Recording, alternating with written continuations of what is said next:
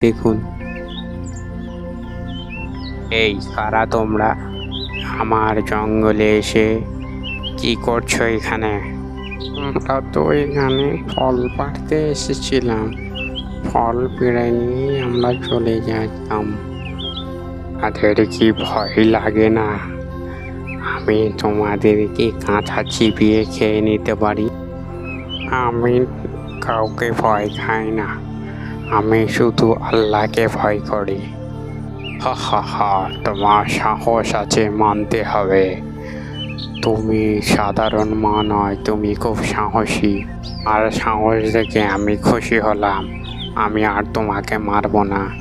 আর নাম শুনে সবাই ভয় খায়, একমাত্র তুমি যে ভয় খাও না। এই জন্যই আজ থেকে আমি বলে দিলাম, এই জঙ্গলে তুমি যখন খুশি আসতে পারো, যত খুশি ফল পাড়তে পারো, কেউ কিচ্ছু বলবে না। ধন্যবাদ আপনাকে। আপনি আমাদের জন্য এতটুকু করেছেন, আমি অনেক খুশি হয়েছি। সত্যি তুমি আজ বনের রাজাকেও তোমার বন্ধু বানিয়ে নিলে।